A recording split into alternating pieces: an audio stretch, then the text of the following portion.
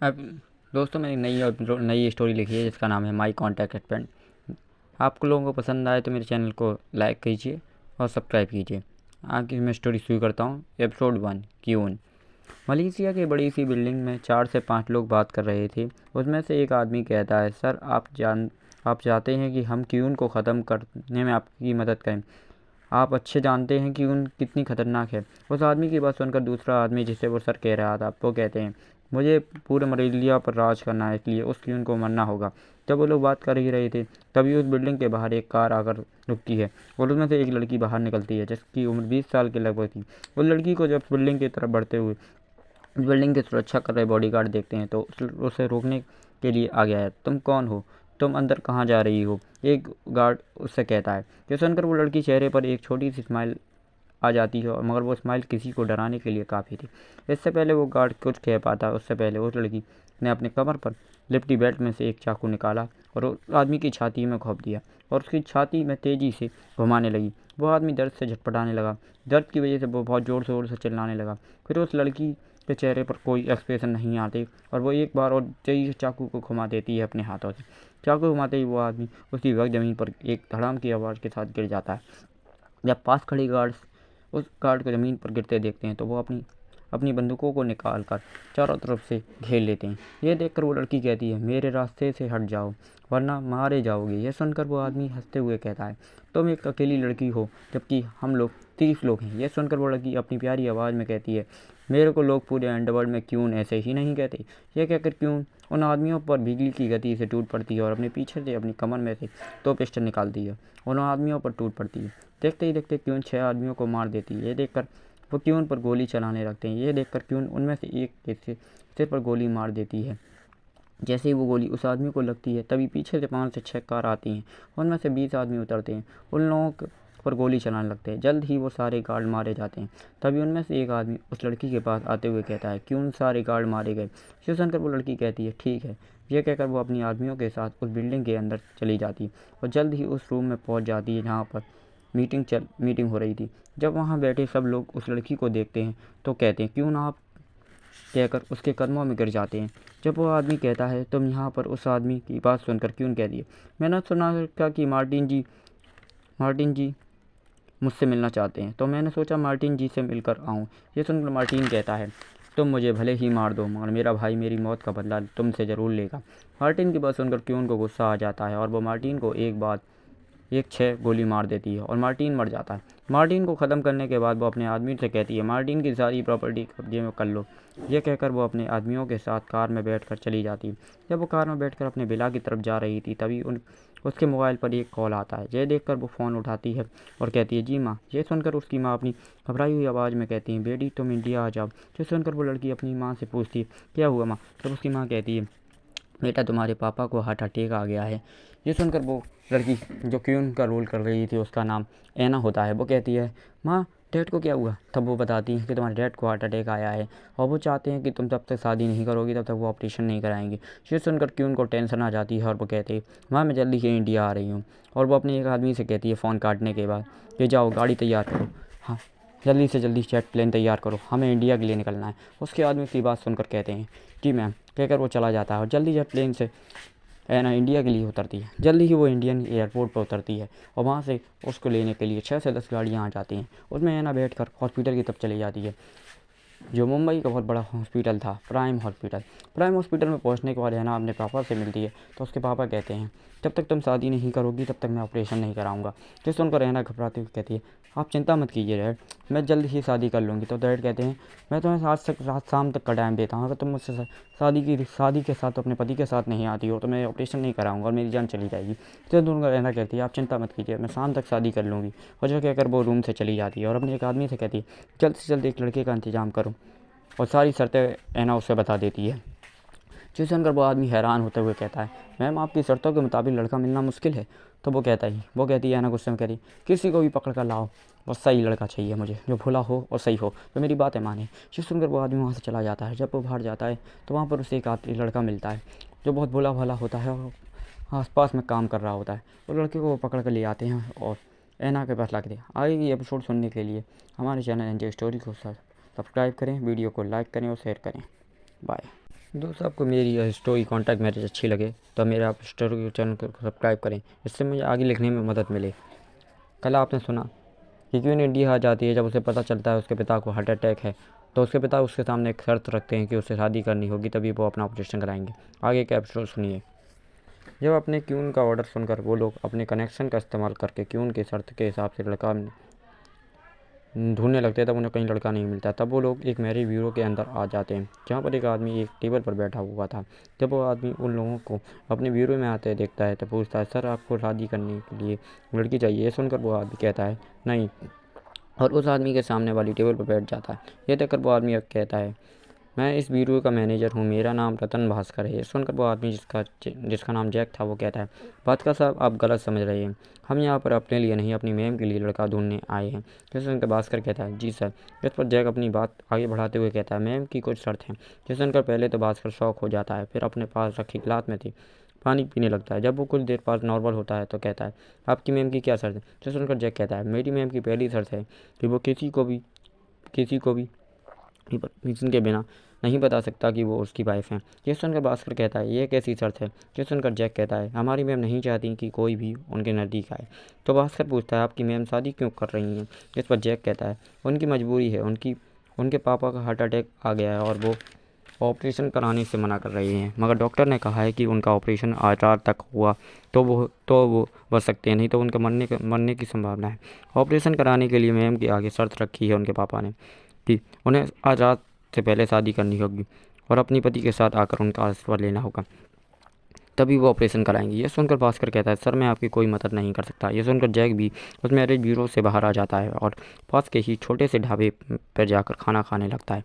तभी उनके पास एक लड़का आता है और कहता है, सर आपका बिल। कहकर वो प्यार से उस बिल को टेबल पर रखकर वहाँ से चला जाता है। तभी जैक की नज़र उस जाते हुए लड़के पर पड़ती है और वो कहता है, ये लड़का तो बहुत ही हैंडसम है। ये सुनकर वो आदमी कहता है, जिसका नाम जॉन होता है, वो कहता है, क्यों हम इस लड़के से ही अपनी मैम की शादी करवा देते हैं। फिर वो उठकर उस ढाबे के मालिक के पास जाते हैं और पूछते हैं, चाचा ये लड़का आपके यहाँ पर काम करता है? जिस पर ढाबे का मालिक कहता है, जी सर, ये मेरे यहाँ पर काम करता है और इसका नाम तन्मय है और वो मुंबई यूनिवर्सिटी पर स्कॉलर पर पढ़ता है और वो एक अनाथ है और वो यहाँ पर पार्ट टाइम काम कर अपना खर्चा निकालता है। लड़का बहुत ही मेहनती है। सुनकर जैक और जॉन कहते हैं, एक दूसरे की तरफ देखकर कहते हैं, ये लड़का मैम के लिए सही है। यह कहकर वो ढाबे के मालिक से तन्मय के घर का पता लेते हैं और तन्मय के घर की तरफ चले जाते हैं, जो ढाबे के पास में ही था। तन्मय के घर जाते समय जॉन क्यून को फ़ोन करके कहता है, मैम हमें लड़का मिल गया। ये सुनकर क्यून कहती है, मैं रजिस्ट्रार ऑफिस में तुम्हारा इंतज़ार कर रही हूँ, जल्द आओ। ये कहकर वो फ़ोन काट देती है। इधर जॉन की जैक से कहता है, भाई हमें तन्मय को लेकर रजिस्ट्रार ऑफिस पहुँचना होगा। फिर वो तन्मय के घर के दरवाजे पर नॉक करते हैं। कुछ देर बाद तन्मय गेट खोलता है और पूछता है, आप कौन? जिस पर जैक और जॉन कहते हैं, हम यहाँ पर आए हैं। और वो जैक और जॉन तन्मय को सारी बात बताने लगते हैं कि ऐसे ऐसे मेरी मैम की परमिशन है और वो चाहती हैं कि वो हद से आपकी पढ़ाई वढ़ाई का खर्चा भी मेरी मैम लेंगी और कुछ ये शर्तें हैं कि बस आप मेरी मैम को आप सब लोगों के सामने ये नहीं बता सकते कि वो आपकी वाइफ हैं। ये सुनकर तन्मय कहता है, वैसे तो मैं मना कर देता, मगर ये बात एक पिता की है और मैं एक अनाथ होने के नाते उनका दर्द समझ सकता हूँ, इसलिए मैं शादी करने के लिए तैयार हूँ। यह कहकर वो जैक और जॉन के साथ रजिस्ट्रार ऑफिस के लिए निकल जाता है और कुछ देर बाद वो दोनों रजिस्ट्रार ऑफिस में होते हैं। तब रजिस्ट्रार ऑफिस में जब वो इंतजार कर रहा होता है तो एक खूबसूरत सी लेडी वहाँ आती है और कहती है, तुम दोनों ले आए लड़के को? तभी वो जैक और जॉन कहते हैं, सर जी है, इनका नाम है तन्मय। और वो सारी बात तो कहते हैं, ये लड़की कहती है, फॉर्मेलिटी बाद में होती रहेंगी, सबसे पहले जाके हमें मैरिज करनी होगी। तो वो वहाँ जाते हैं। तब रजिस्ट्रार वहाँ एक पेपर निकालता है जिस पर क्यून और वो शादी कर लेते हैं। या तो क्यून में अपनी मैरिज की जगह पर ऐना लिखती है और लड़के की जगह पर तन्मय लिखते हैं, वो साइन कर देते हैं। तब रजिस्ट्रार कहता है, आप दोनों की शादी हो चुकी है। फिर वो ये कहकर तन्मय से कहती है, हमें जल्दी से जल्द पापा के पास जाना होगा और उनका आशीर्वाद लेना हो जिससे वो ऑपरेशन करा सकें। ये सुनकर तन्मय भी कहता है कि हाँ हमको चलना चाहिए। यह कहकर वो दोनों जाते हैं और जब हॉस्टल में जब पहुँचते हैं तो वो अपने पापा के पैर छूकर आशीर्वाद लेती है और तन्मय भी उनके पैर छूकर कहता है, आप जल्दी ठीक हो जाएंगे पापा जी। यह कहकर वो भी बाहर निकल आता है। तब डॉक्टर कहते हैं कि मैं ऑपरेशन कर सकता हूँ। यह कहकर ऐना के पापा कह देते हैं कि आप मेरा ऑपरेशन कर सकते हैं। आगे के एपिसोड सुनने के लिए हमारे चैनल एनजे स्टोरी को सब्सक्राइब कीजिए, वीडियो को लाइक कीजिए और शेयर कीजिए। फिर मिलते हैं दोस्तों, बाय। कल आपने दूसरे एपिसोड में सुना कि ऐना एक तन्मय नाम के लड़के से शादी कर लेती है और अपने पिता के आशीर्वाद लेने आती है। आगे का एपिसोड सुनिए, एपिसोड 3, डैड का ऑपरेशन। जब तन्मय और ऐना शादी के बाद आकर पिताजी से आशीर्वाद लेते हैं, तब जाकर ऐना के पिता अपना ऑपरेशन कराने के लिए कहते हैं। जब वहाँ पर खड़ा डॉक्टर उनकी बात सुनता है तो फिर वो उन्हें तेज़ी से ऑपरेशन थिएटर में लेकर चला जाता है। इधर ऐना की माँ से ऐना कहती है, तुम दामाद जी को लेकर घर चली जाओ। ये सुनकर तन्मय बोलता है, माँ आप क्या कह रही हैं, हम यहाँ से बिना पापा की नहीं जाएंगे। सुनकर ऐना की माँ कविता कहती हैं, ठीक है बेटा। फिर सभी लोग ऑपरेशन थिएटर के बाहर इंतजार करते हैं। 2 घंटे के बाद ऑपरेशन थिएटर का दरवाज़ा खुलता है और डॉक्टर बाहर निकलते हैं और कहते हैं, ऑपरेशन सक्सेस हुआ और कुछ देर बाद आप उनसे मिल सकते हैं। यह कहकर वो वहाँ से चले जाते हैं। अपने पिता के ऑपरेशन को सक्सेस होने की बात सुनकर ऐना के चेहरे पर से भी चिंता खत्म हो जाती है और वो डॉक्टर के केबिन की तरफ चली जाती है और केबिन के अंदर जाने के बाद डॉक्टर के सामने वाली टेबल पर बैठ जाती है और कहती है, डॉक्टर मेरे डैड अब ठीक हैं। जिसे सुनकर डॉक्टर कहता है, जी मैम कहकर वो शांत हो जाता है। ये देखकर ऐना कहती है, क्या हुआ डॉक्टर, आप कुछ कहना चाहते हैं। ये सुनकर डॉक्टर कहता है, मैम आपके डैड ठीक हो गए हैं मगर एक प्रॉब्लम है। ये सुनकर ऐना कहती है, क्या प्रॉब्लम है। ये सुनकर डॉक्टर कहता है, मैम आपके डैड को मानसिक तनाव नहीं होना चाहिए वरना उनकी तबीयत फिर से बिगड़ने लगेगी। ये सुनकर ऐना कहती है, डॉक्टर मुझे क्या करना होगा। ये सुनकर डॉक्टर कहते हैं, आपको अपने डैड की हर इच्छा को पूरी करने की कोशिश करनी होगी जिससे उनके दिल पर चोट ना लगे। अगर आपकी कोई भी बात आपके डैड को परेशान करती है इसका मतलब आप अच्छे से जानती हैं। ये सुनकर ऐना कहती है, जी डॉक्टर मैं समझ गई और कि मुझे क्या करना है। यह कहकर वो केबिन से निकल जाती है और अपने डैड से मिलने के लिए उनके प्राइवेट रूम में आ जाती है। जब वो वहाँ पर पहुँचती है तो देखती है उसके पिता बहुत हंस-हंस तन्मय से बात कर रहे थे। ये देखकर ऐना उनके पास आकर कहती है, डैड आप ठीक हैं। ये सुनकर ऐना के पिता मोहन शर्मा कहते हैं, मैं ठीक हूँ बेटा और तुमने मेरी कहने पर शादी कर ली, ये देखकर मुझे बहुत खुशी हुई। ये कहकर वो तन्मय को अपने पास बुलाते हुए कहते हैं, तुम मेरी बेटी का ध्यान रखोगी ना। ये सुनकर तन्मय कहता है, जी डैड। और फिर वो मोहन शर्मा अपने पास रखी चाबी तन्मय को देते हुए कहते हैं, आज से ये तुम्हारा घर होगा। ये देखकर तन्मय की आंखों में आंसू आ जाते हैं और वो वहाँ से चला जाता है। ये देखकर ऐना के पिता मोहन शर्मा ऐना से कहते हैं, तुम्हें तन्मय का बहुत ध्यान रखना होगा। वो बचपन से मानसिक तनावों से भी गुजरा है क्योंकि वो एक अनाथ है। उसकी कहानी सुनने के बाद मुझे पता चला कि उसकी ज़िंदगी में काफ़ी दर्द है। मैं जानता हूँ कि तुम ज़िंदगी में काफ़ी सक्सेस हुए हैं ना, और तो मैं चाहता हूँ कि तुम तन्मय का खास ध्यान रखो। जब सुनकर ऐना कहती है, ठीक है डैड मैं ध्यान रखूँगी। और ये कहकर वो रूम से निकल जाती है और जैक और जॉन को फ़ोन लगाते हुए बुलाती है। जैक और जॉन उनकी बात सुनकर बड़बड़ाते हुए वहाँ पर आते हैं। तब ऐना उनसे पूछती है, तन्मय की बायो डिटेल कहाँ है। जिस पर जैक और जॉन उन्हें बायो डिटेल के रूप में सारी बात बता देते हैं। तब ऐना उस तन्मय के बारे में सुनती है तो उसे भी बहुत अफसोस होता है कि उसने अपनी ज़िंदगी में अब तक इतना संघर्ष किया और वो स्कॉलर पर मुंबई यूनिवर्सिटी में पढ़ रहा है। जब मुंबई यूनिवर्सिटी के ऑफर से वो बात करती है तब वो कहती है जैक और जॉन से, मुंबई यूनिवर्सिटी में जितने भी तन्मय के बारे में जानकारी है सब निकालो। यह कहकर जैक और जॉन वहाँ से चले जाते हैं और ऐना तन्मय को लेकर अपने नए घर में चली जाती है। तब ऐना की माँ कविता का फ़ोन आता है। वो कहती हैं, बेटा तुम ठीक हो ना। हाँ मैं माँ ठीक हूँ। तब ऐना की माँ कहती है, आज तो तुम्हारी स्वागरात है, तुम्हें उसकी तैयारी करनी चाहिए। ये सुनकर ऐना पहले भड़बड़ा जाती है और फिर कहती है, ठीक है माँ। ये कहकर वो वहाँ से चली जाती है और सारी डेकोरेशन जब वो घर पहुँचती है तब उसे पता चलता है कि उसकी माँ ने स्वागरात के सारे इंतजाम पहले ही कर रखे हैं। और ये देखकर तन्मय भी हैरानी से कहता है, ये क्या है। तब ऐना उससे कहती है, आज हम दोनों की स्वागरात है ना वो। तो तन्मय कहता है कि हम दोनों की शादी तो सिर्फ एक पोस्टल कॉन्टैक्ट के थ्रू हुई है। तो वो कहता है, तुम चिंता मत करो, हम दोनों बेशक दूसरे के लिए एक हैं मगर हम एक अच्छे दोस्त तो बन ही सकते हैं। ये कहकर वो तन्मय का हाथ पकड़ कर कहती है, मुझे पता है कि तुमने अपनी ज़िंदगी में काफ़ी कुछ सहा है और चिंता मत करो, अब मैं तुम्हारी ज़िंदगी में आ गई हूँ, इसलिए तुम्हें किसी भी चीज़ की कोई कमी नहीं होने दूँगी। ये कहकर वो तन्मय से कहती है, जाओ तुम फ्रेश हो लो और तैयार होकर आओ। इतने में ही उसके पास जैक का फ़ोन आ जाता है और वो मुंबई यूनिवर्सिटी में होने वाली सारी बातें ऐना को बता दी। जब ऐना को पता चलता है कि उसके पति तन्मय को अब तक एक माइकल नाम का लड़का परेशान करता हुआ आ रहा है तो वो बहुत गुस्से में आती है और कहती है, माइकल की सारी कुंडली निकालो। यह कहकर वो फ़ोन काट देती है। आगे के एपिसोड को सुनने के लिए हमारे चैनल एनजे स्टोरी को सब्सक्राइब कीजिए, वीडियो को लाइक कीजिए और शेयर कीजिए। दोस्तों फिर मिलते हैं, बाय। आपने अगले एपिसोड में सुना कि तन्मय घर आने के बाद ऐना उससे कहती है कि जाकर चेंज कर लो। आगे का एपिसोड सुनने के लिए आगे का एपिसोड सुनते हैं। जब ऐना जैक की पूरी बात सुनती है तो उसे बहुत गुस्सा आ जाता है और फिर वो बाथरूम की तरफ देखकर कहती है, मुझे नहीं पता था कि तुमने इतना कुछ सहा है अपनी ज़िंदगी में। फिर वो कहती है, मैं तो सब किसी से भी तरह की परेशानी नहीं होने दूंगी। जब वो ये कह सोच ही रही होती है तभी बाथरूम का दरवाज़ा खुलता है और मैं तन्मय बाहर निकलता है और मिरर के सामने जाकर तैयार होने लगता हूँ।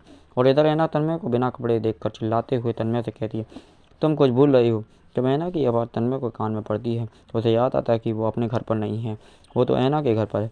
जब उसे ये बात ध्यान आती है तो वो जल्दी से बाथरूम की तरफ भाग जाता है। ये देखकर ऐना हंसते हुए कहती है, अपने कपड़े तो ले जाओ। ये सुनकर तन्मय को याद आता है कि वो अपने कपड़े बाहर भूल गया है।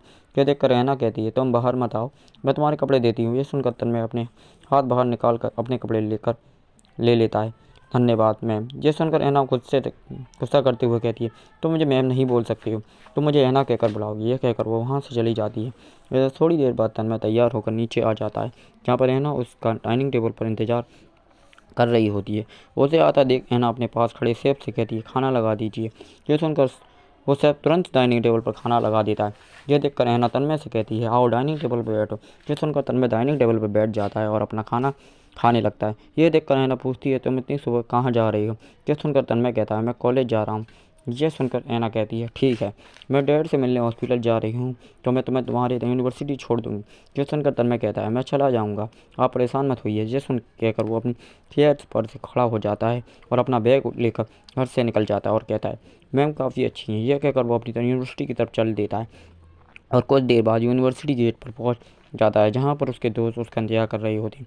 तभी उसका एक दोस्त उसे आवाज़ देते हुए कहता है, भाई तू आ गया। यह कहकर वो तन्मय के पास आने लगता है और कहता है, भाई मैं तेरे घर आया था, तब मुझे पता नहीं चला कि तू घर पर नहीं है तो मैं यूनिवर्सिटी आ गया। वैसे भाई तू था कहाँ पर। ये सुनकर तन्मय बहाना बनाते हुए कहता है, कुछ नहीं भाई, मेरे एक अंकल की तबीयत ठीक नहीं थी, इसलिए मैं उन्हें देखने हॉस्पिटल गया था। फिर वो अपने दोस्त विजय से कहता है, भाई जल्द ही चल, वरना लेट हो जाएंगे तो प्रोफेसर बहुत डांटेंगे। ये सुनकर उसके सारे दोस्त यूनिवर्सिटी के अंदर चले जाते हैं और अपनी क्लास में जाकर बैठ जाते हैं। तभी वहाँ पर 10 लड़कों का एक ग्रुप आता है, जिसमें तन्मय का सौतेला भाई पीयूष होता है, जो उन सभी लड़कों का लीडर होता है। और फिर पीयूष तन्मय के पास आकर कहता है, कैसे हो मेरे यूजलेस भाई। यह सुनकर भी तन्मय को गुस्सा नहीं आता, क्योंकि वो जाकर भी पीयूष पर गुस्सा नहीं निकाल सकता था, क्योंकि पीयूष की माँ मुंबई यूनिवर्सिटी की बड़ी शेयर होल्डर थी। इस वजह से पीयूष को कोई यूनिवर्सिटी में कुछ नहीं कहता था। इस वजह से पीयूष यूनिवर्सिटी में हर किसी को परेशान करता था। जब पीयूष ये देखता है कि तन्मय को उसकी बातों का कोई जवाब नहीं देता, तो वो अपने दोस्तों से कहता है, दोस्तों मुझे लगता है कि भाई की बेकार माँ ने उसे कुछ नहीं सिखाया। वैसे तन्मय को अपनी माँ के बारे में इतनी घटिया बात सुनकर उससे पीयूष पर बहुत ज़्यादा गुस्सा आ जाता है और वो पीयूष को मारने लगता है और पीयूष को मारते हुए कहता है, तेरी इतनी हिम्मत कैसे हो गई कि तू मेरी माँ के बारे में इतनी घटिया बात बोल सके। ये कहकर वो पीयूष की ओर मारने लगता है और ये देखकर पीयूष के दोस्त आगे आते हैं और तन्मय को पीयूष को अलग कर देते हैं और 5 लोग तन्मय को पकड़ लेते हैं। और फिर भी वो अपनी जगह से खड़े होते हुए कहता है, तेरी इतनी हिम्मत हो गई कि तूने मुझे मारा। ये कहकर वो अपने पास में रखी एक कुर्सी को उठा लेता है और उसे तन्मय के सिर पर मार देता है। तब वो कुर्सी तन्मय के सिर पर लग जाती है तो तन्मय सिर पर से खून निकलने लगता है और वो वहीं पर बेहोश हो जाता है। ये देखकर उसके दोस्त घबरा जाते हैं और इधर ऐना हॉस्पिटल में अपने पापा से बात कर ही रही होती है। तभी उसके पापा कहते हैं, तो मैं तन्मय से शादी करके बहुत ही सही किया। यह कहकर वो अपना आराम करने लगते हैं और ऐना उनके पास बैठकर तन्मय के बारे में सोचने लगती है। इधर यूनिवर्सिटी में तन्मय का दोस्त विजय तन्मय के बेहोश होते हुए देखता है तो वो पीयूष से कहता है, तुमने तन्मय को मार दिया। यह कहकर वो वहीं पर रोने लगता है। तभी एक लड़का भागते हुए जाता है और मेडिकल रूम से एक डॉक्टर को बुला कर लाता है। जब वो डॉक्टर तन्मय को पास आकर चेक करता है तो कहता है, इसकी हालत तो बहुत ज़्यादा ख़राब। ये कहकर वो एम्बुलेंस को बुला देता है और यूनिवर्सिटी के डायरेक्टर को भी फ़ोन कर देता है। सारी बात बताकर ये सुनकर डायरेक्टर पूछता है, वो लड़का कौन जिसने इस लड़के को इतनी बुरी तरह से मारा। ये सुनकर वो डायरेक्टर कहता है, उसका नाम पीयूष मल्होत्रा है। आगे का एपिसोड सुनने के लिए हमारे चैनल एनजे स्टोरी को सब्सक्राइब करें, वीडियो को लाइक करें और शेयर करें। फिर मिलेंगे दोस्तों कल। अगले एपिसोड में सुना आपने कि तन्मय के सौतेले भाई पीयूष ने उसे मार दिया और वो काफ़ी घायल हो गया, उसके सर से खून निकलने लगा। आगे का एपिसोड सुनिए। जब ये बात स्कूल के डायरेक्टर को पता चलता है तो वो पूछता है, डॉक्टर ये किसने मारा तन्मय को। तो जिस पर वो बताता है उसका नाम पीयूष मल्होत्रा। ये सुनकर मानो डायरेक्टर को रोना सा आ जाता और कहता है, तुम ध्यान रखना होगा कि कोई भी पीयूष मल्होत्रा को हाथ ना लगाए। ये कहकर फ़ोन काट देता है और फिर वो पीयूष की माँ को फ़ोन लगाकर सारी बात बताता है। ये कहकर पीयूष की माँ जया कहती है, जया कहती है तुम चिंता मत करने की कोई ज़रूरत नहीं है, क्योंकि उसके आगे पीछे कोई नहीं है। अगर फ़ोन काट देती है। इधर तन्मय को एम्बुलेंस लेकर हॉस्पिटल लेकर पहुंच जाती है, जो मुंबई का एक छोटा सा हॉस्पिटल होता है जिसका नाम विजय हॉस्पिटल होता है, और उसमें तन्मय का इलाज होने लगता है। इधर जैक एम्बुलेंस को मुंबई यूनिवर्सिटी के बाहर निकलते देखता तो वहाँ पर बैठे गार्ड से पूछता है क्या हुआ, जिस पर गार्ड उसे सारी बात बताते हुए कहता है तन्मय नाम के लड़के को एम्बुलेंस में विजय हॉस्पिटल ले जाया गया। ये सुनकर तो जैक के पैर कांपने लगते हैं और वो अपनी बॉस ऐना को फ़ोन लगाते हुए कहता है। बदल जैसे ही ऐना जैक का फ़ोन देखती है तो वो तुरंत फ़ोन उठाती है, तब पूछती है जैक क्या हुआ, जिस पर जैक उन्हें तन्मय के बारे में सारी बात बता देता है। तन्मय के बारे में सही बात सुनकर ऐना को बहुत गुस्सा आता है, तो वो कहती है कौन से हॉस्पिटल में। जैक कहता है विजय हॉस्पिटल में। तो वो कहता है सब लोगों को तैयार करो, हमें विजय हॉस्पिटल पहुंचना होगा और पैर के डॉक्टर को बुलाओ, हमें इसी वक्त तन्मय को बहुत अच्छे ट्रीटमेंट देना होगा। यह कहकर वो निकल जाती है और वो दूसरी हॉस्पिटल में चेकआउट करके तैयारी करने लगती है तन्मय की। और जैक विजय हॉस्पिटल जाकर तन्मय को वहाँ से लेकर एक एम्बुलेंस में निकल कर आकर सिटी के बेस्ट हॉस्पिटल जिसमें उसके पिता भर्ती थे उसी में लाकर एडमिट कर देती है, मुंबई के टॉप हॉस्पिटल में जिसका नाम जैक मार्क हॉस्पिटल था, उसमें भर्ती कर देती है। और जैसे ही वो भर्ती होती है तो वो डॉक्टर उससे साफ कहती है मुझे किसी भी हाल में मेरे पति को ठीक चाहिए, वरना तुम लोगों की खैर नहीं। ये कहकर वो वहाँ से निकल जाती है। और इधर बाहर आने के बाद ऐना जैक से कहती है किसकी इतनी हिम्मत हो गई जो क्यों उनके हस्बैंड को मारने की हिम्मत कर सकता है। जिस पर जैक कहता है मैम जो उसके सौतेले भाई पीयूष मल्होत्रा का करना है। तो वो कहती है मल्होत्रा परिवार की इतनी हिम्मत हो गई कि वो शर्मा परिवार से टकराने की हिम्मत करता है। ये कहकर वो जैक व्यक्ति के अपने मेरे सारे शर्मा परिवार के बॉडीगार्ड्स को इकट्ठा करो और इसी वक्त मुंबई यूनिवर्सिटी भेजो और मुझे सारी रिपोर्ट चाहिए इसी वक्त। ये कहकर जैक चला जाता है। और इधर ऐना जॉन से कहती है तुम जाओ और मेहता फैमिली के बिजनेस को बर्बाद करना अभी से चालू कर दो। जॉन जो सुनकर कहता है जी मैम कहकर वो वहाँ से चला जाता है। ऐना वापस अंदर आकर तन्मय के बोर्ड के बाहर खड़ी हो जाती है और वो कहती है मुझे नहीं पता था कि ऐसा हो जाएगा, वरना मैं तुम्हें एक पल के लिए अकेला नहीं छोड़ती। ये कहकर वो वहीं बैठ जाती है। जैक अपने सारे परिवार के बॉडीगार्ड्स के साथ मुंबई यूनिवर्सिटी होता है और वहाँ 20 से 25 कारों को आते हुए और उसमें से कम 50 बॉडीगार्ड काले गार्ड्स को अंदर जाते हुए खेल जाते हैं। वो अपने सारे प्रिंसिपल ऑफिस में जाकर पूछते हैं किसकी इतनी हिम्मत हो गई जिसने हमारे सर तन्मय को इतना जख्मी करने की हिम्मत की। जिस पर डायरेक्टर डरते हुए कहता है सर कौन। जिस पर वो कहता है तुमने हमारे सर तन्मय को चोट पहुंचाने की हिम्मत की है, इसका मतलब तुम्हें अपनी जान प्यारी नहीं है। ये कहकर बॉडीगार्ड साखनी चढ़ावी करता है अगर तन्मय सर को कुछ भी हुआ तो तुम्हारी मुंबई यूनिवर्सिटी को राख बना दिया जाएगा।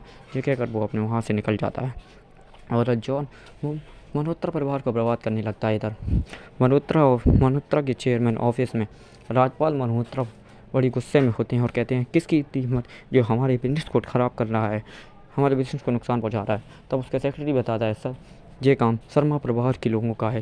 शर्मा परिवार हम लोगों के पीछे क्यों पड़ा है सर, हमें हाल ही में पता चला है कि तन्मय नाम की लड़की हो जो आपका सौतेला बेटा है उसे पीयूष मल्होत्रा ने काफ़ी हद तक जख्मी कर दिया है और वो शायद मोहन शर्मा का कुछ लगता है। मोहन शर्मा की कुछ दिन पहले ही उसने जान बचाई थी खून देकर। लगता है मोहन शर्मा उसे अपना बेटा मानते हैं, इसीलिए मोहन शर्मा ने आपका बिजनेस तबाह करने के लिए अपने बॉडीगार्ड्स की खास टीम को भी लगाया है। जिस सुनकर राजपाल मल्होत्रा कहते हैं क्या, इसका मतलब ये पीयूष मल्होत्रा ने हमारे लिए फिर मुसीबत बना दी। ये कहकर वो तुरंत पीयूष की माँ को फ़ोन लगाता है जया को और सारी बात बताता है। जिस सुनकर जया कहती है उस निचले फटीचर के लिए शर्मा परिवार हमसे बदला लेना चाहता है। ये कहकर वो फ़ोन काट देती है और चिंता में कहती है हमें जल्द से जल्द तन्मय को रोकना होगा, तन्मय को बचाने के लिए कुछ ना कुछ करना होगा। ये कहकर वो फ़ोन काट देती है। इधर ऐना हॉस्पिटल में इंतज़ार कर ही रही होती है, तब वार्ड का दरवाज़ा खुलता है, उसमें से डॉक्टर आते हैं और कहते हैं मैम सर खतरे से बाहर हैं। ये कहकर वो चले जाते हैं। आगे का एपिसोड सुनने के लिए हमारे चैनल एनजे स्टोरी को सब्सक्राइब कीजिए, वीडियो को लाइक कीजिए और शेयर कीजिए। फिर मिलेंगे दोस्तों, बाय कल।